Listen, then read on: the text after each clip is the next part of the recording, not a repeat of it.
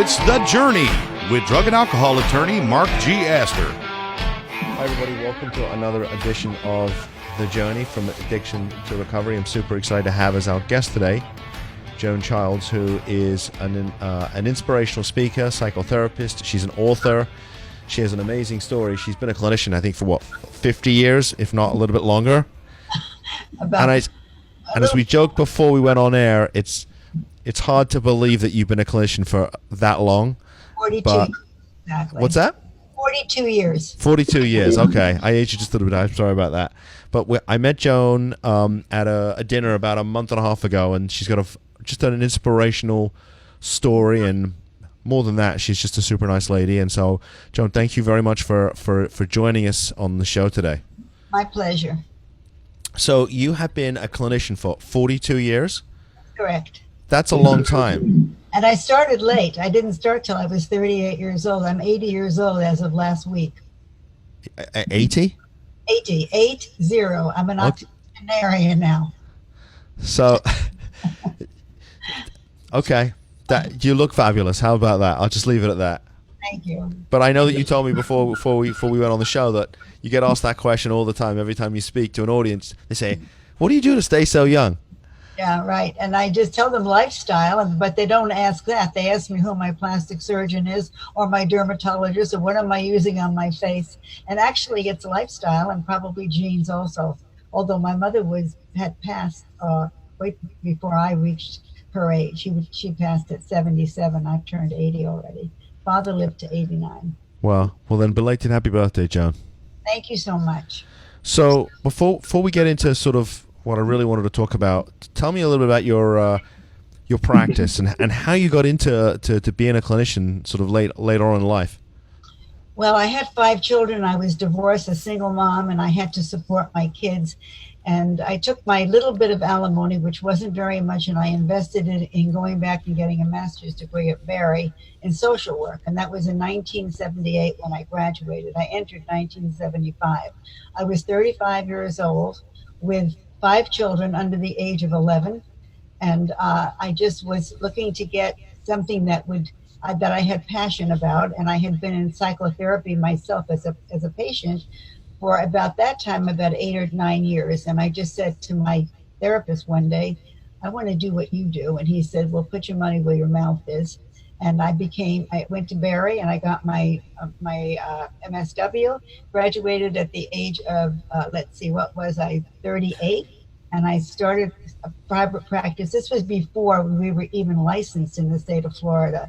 So I hung up a shingle and I spoke to anyone that would listen to me, from the Rotary Club to the Optimist Club to every church, synagogue, the police department, the fire department. And that's how I built. It was before internet marketing. So I had to do it the old-fashioned way, just grind it out day after day. And that's how it happened. So are you still practicing these days? Yes, I am. I still am practice in Hollandale. I closed my Fort Lauderdale office in January. I work 3 days a week in Hollandale as a therapist, and I just finished a book, so that took a lot of my time. Now I've got to market it. Right. So what's the focus of your practice these days? Well, it started out this was before addiction became a kitchen word, a household word. It started out just doing psychotherapy, psychodynamic therapy, which really we used to call it the greasy kid stuff. Now they do.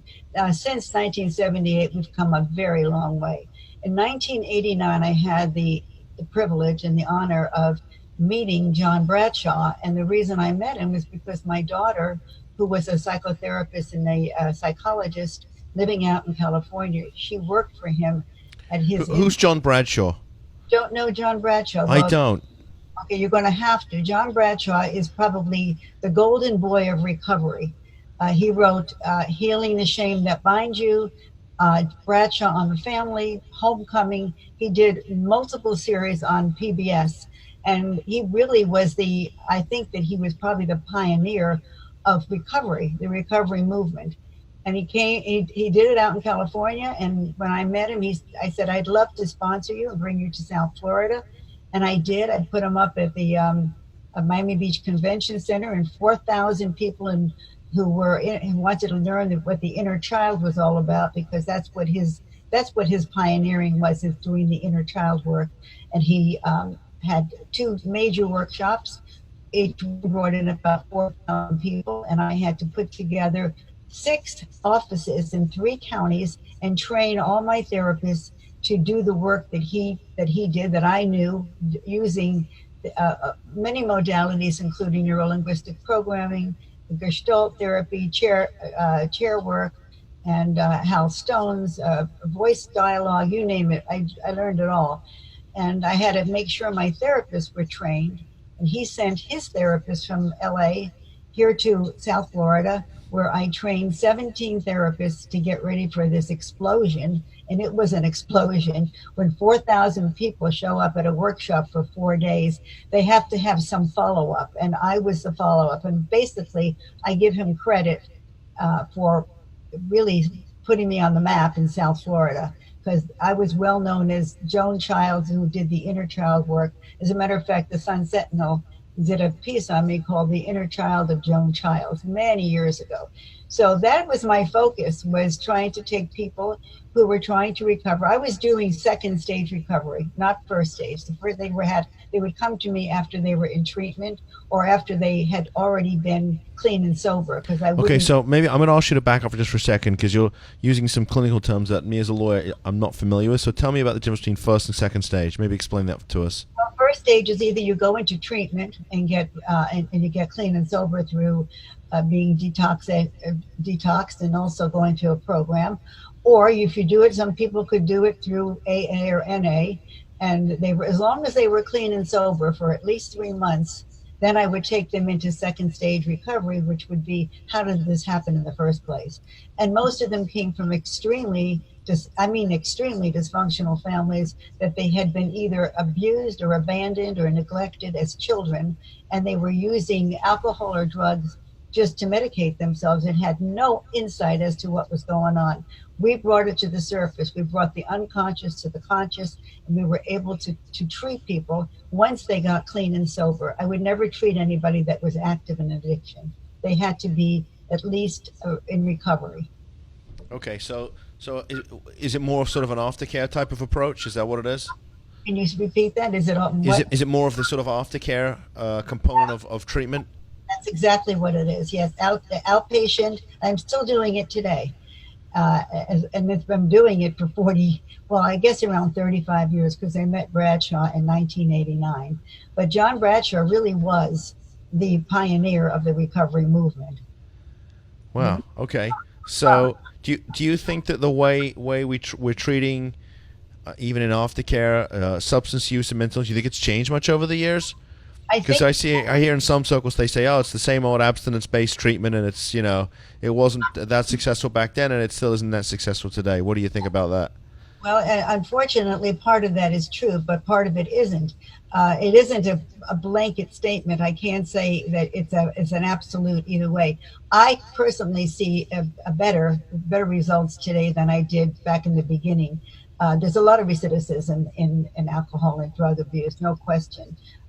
But I think that the programs that are offered all over the country have done a lot of what I've been doing for many years before they started doing it, which was the inner child work, and which really goes back in your childhood and tries to resolve the conflicts and the abuse and the neglect, the dysfunction that was there, and has the child within us. We all have a child within us, and that has to be connected to the adult in us, and it's the adult that reparents the child, because nobody else is going to do it but us. Right. So that a lot of work has been done on that. There's been a lot of progress on over the years. It keeps getting better and better. I have to tell you that it's better now than it was then, because we just introduced it back in '89. So let me ask you this as a clinician. I'm not a clinician, but we're doing, our focus has been on this kind of work for the last 4 years, and I feel like just, almost daily and weekly we sort of get a bit better. We personally get better at what we do as lawyers, but I learn a lot more about, the clinical side of things just by having the opportunity to sort of to meet people like you, clinicians like you, who sort of rub off some of your wealth of experience on me, and I said I'll learn a bit more.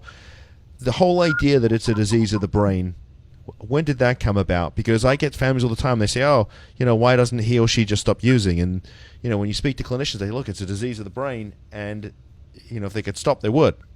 So talk a little bit about that. Maybe explain that. Well, addiction. Oh, sorry. That's me. Go ahead, Tom. Sorry. Addiction is definitely something that is initiated from the brain. When you start using, whether it's sugar or whether it's cocaine or whether it's alcohol, it doesn't matter. There is a brain element that reinforces the addiction, but that's not the cause. That's already done after you start using. The etiology comes from early childhood development, when children are not treated, are not taken care of, or given what they need, their actual basic needs, because their parents are not providing good parenting. That's the main cause. And okay, so tell me about basic needs. Tell me what you mean by that. Basic needs, you have to have a sense of self-value, that you matter. Children will do anything to feel that they matter. They'll jump through hoops. They must have a sense of structure.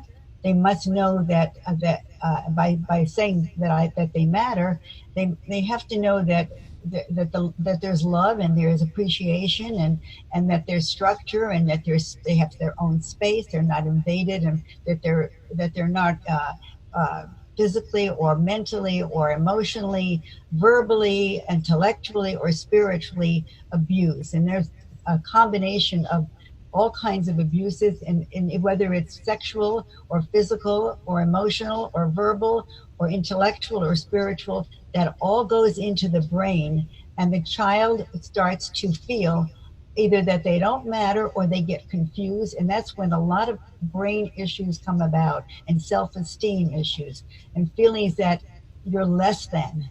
And so when you get involved in like alcohol or drugs, it takes away, you don't feel those feelings, those emotional, that pain that you've suffered all your life. So any kind of an addiction, whether it's even gambling or sex, it takes you out of the feeling of the pain that you have suffered all your life. When you don't feel that you're connected to yourself, you don't feel comfortable in your own skin.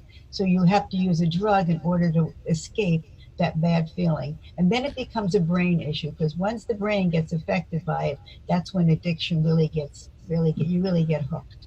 Yeah, I've heard people talk about, clinicians talk about sort of the addicted brain as if it was sort of something you're born with. In other words, that gene is there, and it just sort of takes, it's a bit like gravity. It just takes a little push to get it to kick in. Right, it's a receptor. So you have a receptor in your brain that, kind of like what sugar does, or any of these drugs do. Once it gets there and you get the feeling the feel-good feeling, you're going to use it again. The problem, of course, it's an insatiable wound. It doesn't matter how much you use, it's never going to be enough. What people have to do is go back and find out what caused it, the etiology, as we call it. Why did I get so addicted to whatever the drug of choice? It doesn't matter what the drug is. It can be a behavior, it can be a codependency, a person, or it can be a drug. It doesn't have to be, what we call addiction is there's two ways. Anything that you can't stop is an addiction. But the psychological terminology that I always use is that an addiction is a pathological relationship that you either have with a person, a substance, or behavior that has mood-altering effects and has life-threatening consequences. That is my definition of addiction. You get that? Okay. I also know that you've written some books, right? I have. I just finished my third one. That'll be out May 11th. Okay. I want to talk about one book in particular, because I think you mentioned it when we were at the dinner, which was, I think it's called Why Did She Jump? Yes, that's that's the story of my daughter who had bipolar disorder. She was the one that worked for Bradshaw, by the way. They had to finally let her go. Her illness, her mental illness, just grew worse over the years. Her first break was when she was 24 years old and she was living out in LA. But eventually it just got worse, and as time went by the time she was 34, Speak up just a little bit, Joan. I'm having a tough time hearing you. I'm sorry. That's okay. When I said her disease grew over the years, she had her first break when she was 24 years old. Is that your phone? Because it's not mine. That's mine. Sorry. All right. So when she was 24 years old, I had to bring her back from the LA here. As she grew older, as time went by, she developed, it just went deeper and deeper, that she got into a psychosis, and she had hallucinations, and she had hearing voices and seeing things that weren't there, almost like a schizophrenic it just changed over time, but it was diagnosed as bipolar 1, which is different than bipolar 2. I think they're now making a spectrum of bipolar from bipolar 1, 2, 3, and 4. She had bipolar 1, which is the worst kind because you have a psychotic episode with bipolar 1. And even though it's not all the time, she had lucid moments. There were times that she made perfect sense, but there were times that she had fantasies and ideas that were just not realistic. And she was like a prophet. She predicted things and a lot of them came true. It was very scary. We hospitalized her 10 or 12 times. She was at least seen by 10 or 12 psychiatrists. We couldn't get her, we couldn't help her. The disease was very much like alcohol or drug addiction, in as much as that it was progressive, it was pervasive, and it was permanent. And that's very much like alcohol and drug addiction. So how old was your daughter when she passed away? When she was 34 years old, she leaped out of a 15-story window to her death. And I wasn't here at the time. I was in North Carolina when it happened. And it was devastating to all of the family, because when someone in your family dies, let alone suicide, but suicide only magnifies it, because you always think that you're responsible, even though you're not. You always think, what if? You have all these what ifs. I should have, I could have, why didn't I? And then the cascade of emotions just goes on and on like a waterfall that never stops. And you live in this grief and loss. And then at some point, that's when I started writing the book, because writing the book gave me an opportunity to discharge a lot of the pain that I was suffering. Yeah, I mean, I have to imagine, Joan, as a clinician, that it had to have been, not just as a mum, but maybe just as a clinician, it had to be enormously frustrating to sort of be dealing with this issue. And it sounds like she was suffering for like 10 years, which is a long time to be dealing with this. Absolutely. You're 100% right. As a clinician, I looked at it as objectively as I could, because I studied this. I mean, I wasn't a psychiatrist, but I knew enough about it that I was able to get her to people that should have been able or could have been able to help her. But like I said, this disease is progressive, and it's pervasive, and it becomes permanent. In many cases, there are 8 million people out there that have this illness. We have 40,000 suicides a year from bipolar and depression.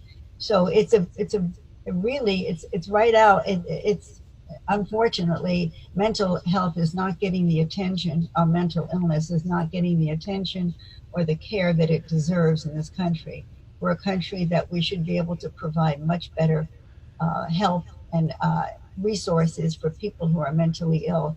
And that has been my mission, is to take the stigma out of mental illness. And I turned my pain, I morphed it into passion and purpose. And besides writing the book and talking about suicide, bipolar, and losing a child, I started a foundation with the Mental Health Association of South Florida.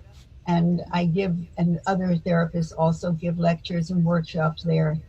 To try to work with families who are struggling with children or with spouses or family members that suffer from bipolar disorder, because there's, like I said, there's 8 million people out there and 40,000 a year that die by suicide, and all of the post-traumatic stress. If you throw that in there, there's a veteran that 20 veterans commit suicide every day. Yeah. So a hot topic. It's really also law enforcement and people who are in the sort of emergency response type of professions. Terrible PTSD and depression and anxiety, And it seems like it seems like there was a point in time where we felt like we could sort of medicate our way out of the problem. And I think people are coming to the realization that especially with the veterans, that you can't medicate your way out of you can't medicate somebody who's done 3 tours of Afghanistan and watch half of his friends get blown up, and then expect that person's going to be all right with 6 months of some type of medication. Well, fortunately, in answering your question a while ago, how far have we come in helping people? You were talking about addiction, and I look at it as a kind of like a holistic, an umbrella of mental illness, inclusive of addiction, which is definitely part of it.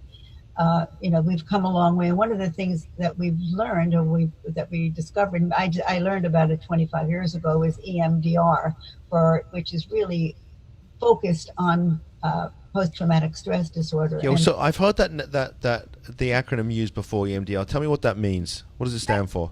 It stands for eye movement, desensitization, and reprocessing. It's fancy words. That's why they don't use it. They use EMDR. It just means that that you can do certain things with saccadic eye movement. That's eye movement, move the eyes back and forth. That somehow opens up the amygdala part of the brain, which stores the trauma. The trauma. I don't know if you can see my hands from where you are, but my hand. Can you see my hands when I'm putting them out to you? I can't. You can't. Okay. In the part of the brain is a thing that's called the amygdala. In the amygdala is stored trauma. It's trying to get out, but the amygdala is trying to protect you so it doesn't let it out. The strangest thing is Francine Shapiro, who was a psychologist researcher in Palo Alto, had some issues of her own, and she took a walk on the campus. And she went from point A to point B, and she recognized at point B, the issue that she was focusing on, that she was having some trauma about, by the time she got to point B, it was diminished. Being a researcher, she asks the question that I never asked, is how come? Why did that happen? What did I do to cause me to feel better when I took the walk? She researched it, she analyzed it. So she went from point B back to point A with a different problem that she was trying to cope with. And she found that when she went back to point A, the same phenomena happened. She wasn't as anxious about it. And what she discovered is the only thing that happens when you take a walk is that your eyes move back and forth. They dart back and forth. So she created in her laboratory, in her office, with patients, she would take her fingers and she would move them back and forth to the person's eyes. It's called the Saccadic Eye Movement. And for some strange reason, it moves the amygdala part of the brain, and it opens it up and the trauma comes up. And it doesn't happen that quickly, by the way. It takes you back to every time there was a trauma, and you release it. It's a release, it's discharge, so that you're not carrying it anymore. And once it's out, and it's out through the limbic system. In other words, it's not just intellectually out or in the neocortex, which is the logic and the rational part of the brain. This is in the limbic system, which is the seat of the emotions of the brain. So it's released either through tears or through anger or any emotion. I had somebody that was raped by her father who came over from the Bahamas, had a severe reaction to EMDR. She actually fainted in my arms. One person threw up, one person had a nosebleed, because this is locked into the amygdala. And then when the amygdala opens it up, it's kind of like when you have an abscess in your tooth and it hurts. And when they break the abscess, it's very painful, but it relieves the infection. And at the same time, takes the pressure off. Yeah, it opens it up. It opens it up, and it's discharged through the limbic system, which means you have an emotional reaction. It's not just intellectual, it's emotional. And that's where you have to go with the work with recovery. You can't just talk about it. You can't just say, this is what happens in the brain and blah, blah, blah. You have to go in and delve deeply into the limbic system and find the child that has been either tortured when they were young, or they were they weren't handled properly, they weren't given the proper nurturing and the proper parenting. Their role model was terrible, so that they can go back and they can reclaim that child, and then they can become the champion of that child by by connecting with it, because our brains are wired for connection. And when we disconnect, even in relationships, which is what my last book is about, we go into crisis because we are wired for connection. And when you disconnect, you go into crisis, therefore addiction, because you have a relationship now with your drug of choice instead of the person that you need to be connected to. And Right. that includes yourself. You disconnect from yourself. So the brain, let me just tell you one more thing that I think is important for you to understand. The brain is the only organ in our body that cannot self-regulate. It needs another brain to self-regulate. So if you look at a child, there's a great experiment called the still face experiment, where the mother is playing with the child who's in a high chair, and she's giggling and she's doing all sorts of things. The baby is pointing and the mother's interacting. And then she's told, as the experiment, turn away from the child, go back and don't have any facial expressions, just have a blank face. Do not interact, do not show any animation. The child becomes very stressed and tries everything she can to get the mother's attention. And then when the mother resumes back to interacting with her, the child then becomes happy again. It's kind of like the good, the bad, and the ugly.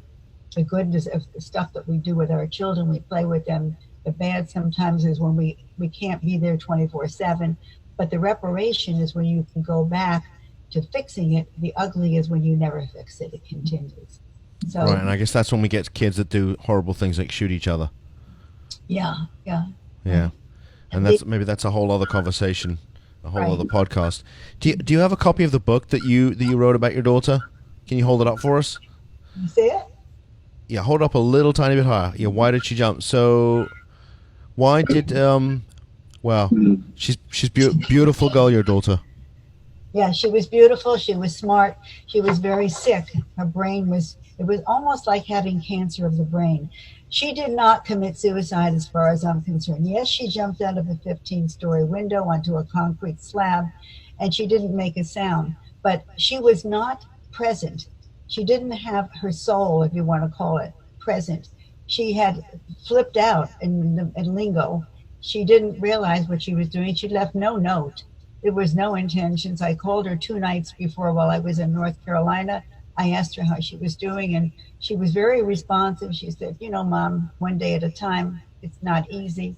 And I asked her, I said, Pamela, I want to ask you a question that I don't want to ask you, but I feel I have to because I'm away from you.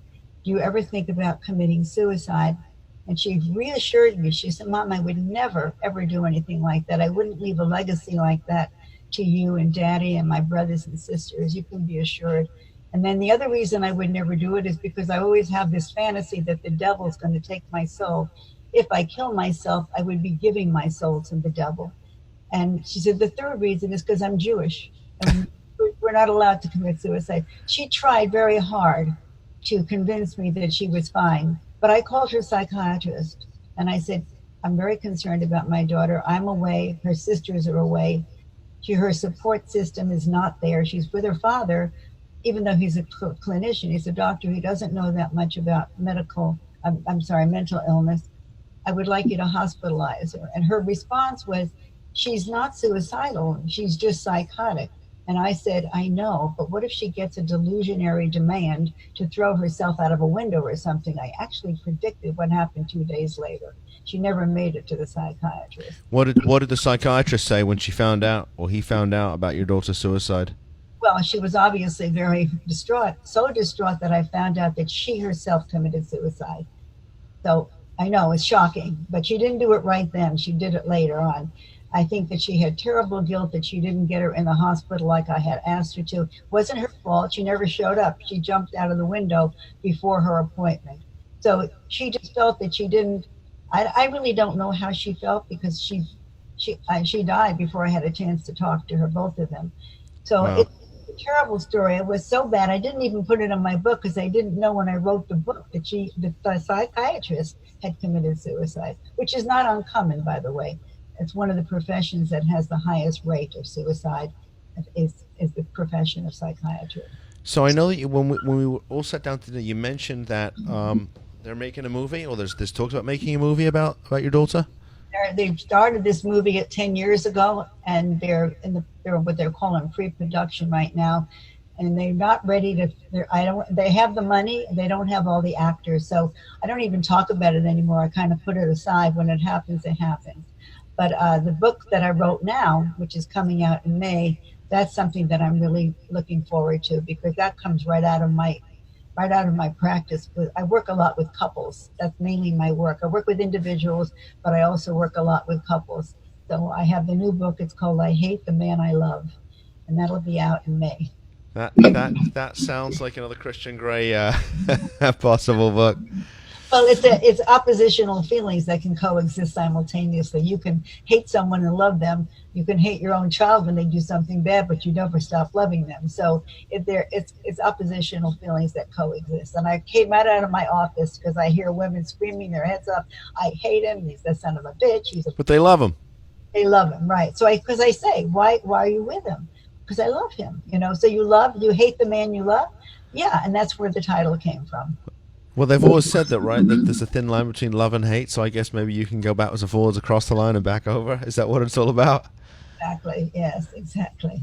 Yeah. So I want to ask you, because I saw a video online of you on Oprah, and so tell me about that. Because God bless you, I couldn't really tell how old it was, because truthfully, you don't look like you've really aged a whole lot since that was recorded. So maybe share your experience with Oprah, because it looked like you had a real connection with her. So she was like holding your hand, and it seemed, and you were very, sort of jovial and friendly with her, and the audience was very responsive. So tell us about that, because that was very cool. Well, it was the best. It was like the tale of two cities, the best of all possible worlds and the worst.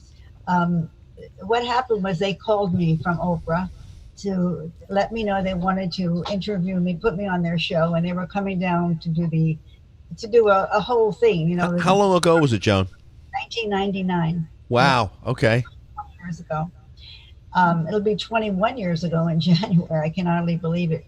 So they had their crew come down and do taping and videography, and on the beach. I had to walk on the beach, and they took me to my office, and they filmed me in my home.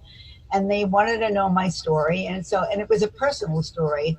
I had written a book called The Myth of the Maiden on Being a Woman, which was a response to Sam Keene's book Fire in the Belly on Being a Man. And I thought that they were coming down to, if you get on Oprah and you got a book, forget it. That's the rest of your life. Yeah. That's not what her intentions. She kind of subterfuged the whole thing.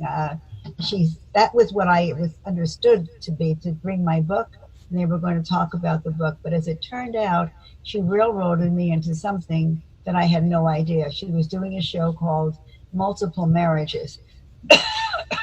And one of the reasons that she wanted me was because I had been married 4 times and divorced, and I was like perfect for her show.